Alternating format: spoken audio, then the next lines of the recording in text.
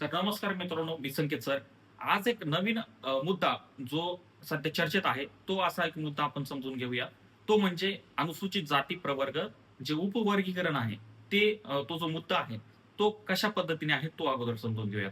तर 1 ऑगस्ट 2024 ला सर्वोच्च न्यायालयाने असा निकाल दिला आणि त्या निकालामार्फत जे अनुसूचित जाती प्रवर्गाचं जे उपवर्गीकरण आहे किंवा आरक्षण आहे, त्या उपवर्गीकरण करण्यासाठी त्यांनी संबंधित राज्यांना तो अधिकार दिलेला आपल्याला पाहायला मिळाला बघा. त्यानंतर ऑक्टोबर 2024 मध्ये महाराष्ट्र सरकारने एक न्यायमूर्ती बदर समिती त्यांनी नेमली आणि त्या बदर समितीच्या मार्फत जो अहवाल येईल त्याच्यावर ते निर्णय घेणार होते. तर मग त्यानंतर आता एस-सी प्रवर्ग म्हणजेच अनुसूचित जाती प्रवर्ग जो आहे तो त्यांचं जे आरक्षण प्रणाली आहे त्या आरक्षण प्रणालीमध्ये 13% आरक्षण हे एस-सी समाजाला किंवा अनुसूचित जाती प्रवर्गाला आपल्याला पाहायला मिळतं बघा.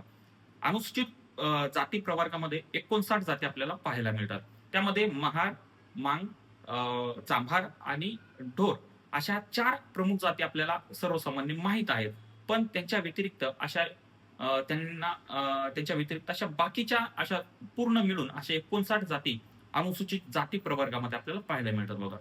त्यामध्ये मग न्यायमूर्ती बदर समिती आणि बार्टी या 2 समितीमार्फत सॉरी न्यायमूर्ती बदर समिती आणि बार्टी बार्टीच्या जो सर्व्हे झाला, त्या बार्टीच्या सर्व्हेअंते त्यांनी 1961 ची जी जनगणना आहे, त्या जनगणनेची आकडेवारी आणि 2011 ची जी जनगणनेची आकडेवारी त्यांनी ती प्रकाशित केली.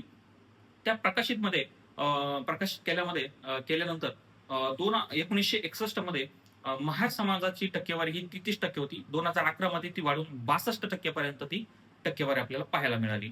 त्यानंतर मातंग समाजाची टक्केवारी ही 30% वरून 1961 मध्ये 30% होती. 2011 मध्ये ती 19% पर्यंत म्हणजे कमी होताना आपल्याला पाहायला मिळाली.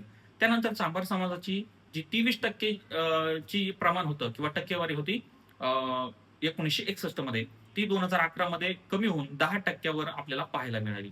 म्हणजे आपल्याला साहजिकच मातंग समाज आणि चांभार समाज यांची टक्केवारी किंवा प्रमाण हे कमी होताना आपल्याला इथे दिसत आहे.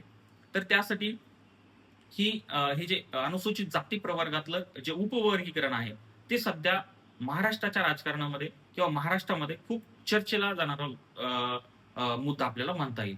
आता या उपवर्गीकरण जे आहे, त्या उपवर्गीकरणासाठी काही जातींचं म्हणजे 59 जातींपैकी काही जातींचं समर्थन आहे आणि काही जातींचं त्या उपवर्गीकरणाला विरोध आहे. आता समर्थन करणाऱ्यांचं म्हणणं आहे, की आम्हाला त्या जो आरक्षण आहे, त्या आरक्षणाचा आम्हाला त्या 13% आम्हाला आमच्या जातीला तो आरक्षणाचा फायदा मिळाला नाही.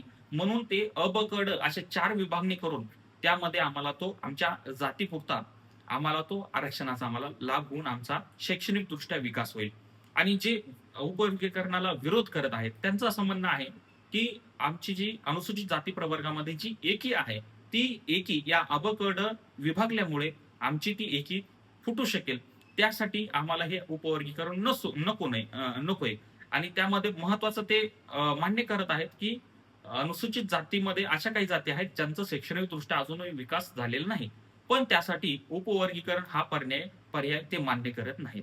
त्यासाठी तुम्हाला या अनुसूचित जाती प्रवर्गाच्या उपवर्गीकरणा संबंधामध्ये काय वाटतंय त्याबाबत तुम्ही मला कमेंटमध्ये वैचारिक पद्धतीने सांगू शकता किंवा कळवू शकता. याच्यावर आपण एक विस्तृत व्हिडिओ आपण लवकरच